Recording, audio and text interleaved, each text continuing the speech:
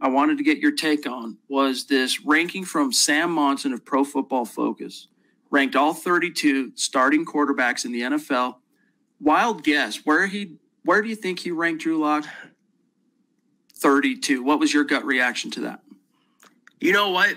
I can't say I'm surprised, and that's the sad part. I can't say I'm angry or taken aback because this is what I come to expect from the national media, and especially Pro Football Focus. We've mentioned this, Chad, multiple times this offseason alone, how much of a, for lack of a better word, a joke PFF has become with their hot takes and vying for clicks and pandering to the lowest common factor of Twitter. The idiot casual fans who have no idea what they're watching and no idea what they're looking at, and they recognize the Pro Bowl names and nobody else. To put Drew Lock, who went 4-1 last year, below a rookie like Joe Burrow, who's yet to take one single snap in the NFL, below a guy named like Mitch Trubisky, who was a bust, who had to beat out Nick Foles, behind a guy like Ryan Fitzpatrick, who's been a journeyman his entire career. For a young quarterback to go 4-1 last year and beat two quality teams in the Chargers and Texans, and quite handily, again, this is why Let Him Hate exists, Chad. This is why, like Dylan says right there, this is why we have that hashtag. This is why that shirt is hanging in my closet right now, because the national media will continue disrespecting the Broncos,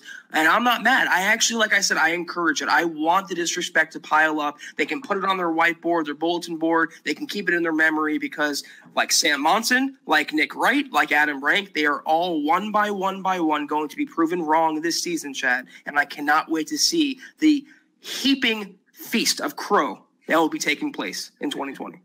The cognitive dissonance here is stunning because, as you said, I'm going to read the quote here from Monson. We're not going to spend too much time on this, but I'm going to read this actual clip, this quote from Monson. But he references, of course, the sample size.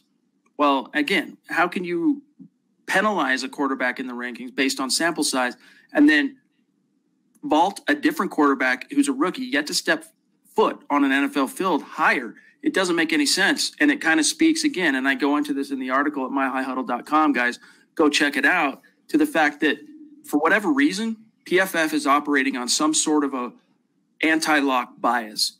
My own suspicion, Zach, is that it stems from two things. One, he wasn't a first-round pick. Two, whatever their pre-draft evaluation was of Lock, it wasn't good. Right. They didn't view him as a first-rounder. And when you get to that pivot point when the player proves you wrong and you go, wow, he outkicked his coverage, he's better than I thought he was going to be. Instead of saying, just falling on the sword, admitting that you were wrong and that this kid has impressed you and whatnot, they dig in deeper. And that's kind of what PFF has done. Here's Sam Monson's rationale for Drew Lock being ranked behind every fellow 2019 drafted quarterback and every other starting quarterback in the league. Quote, despite even less evidence of quality play than Dwayne Haskins, optimism surrounding Drew Lock seems to be far higher. Despite even less evidence of quality play than Haskins? Give me a break.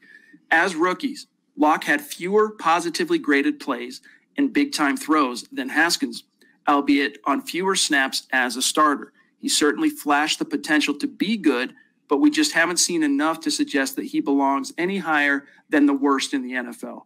The encouraging news is that Denver threw everything it had at the roster this offseason to surround Lock with the best possible supporting cast, so he will have a dramatically improved group of players to help him thrive in year two, close quote. Again, Zach, the cognitive dissonance here, it is stunning. I was just looking up Dwayne Haskins' stats last year, and to bring up Haskins among all the other quarterbacks that Lock needs to be over and not underneath. Haskins went 2-5 last year for the Washington football team, and you compare that to what Lock went last year, which was 4-1 for the Broncos. How was he a better quarterback? How could you look at those records and come away thinking that Lock doesn't have the higher ceiling? He also brought up the fact he doesn't make plays outside the pocket, where the stats literally prove that wrong. He made plays in every facet of the quarterback position last year, inside the pocket, outside the pocket, conventionally, unconventionally.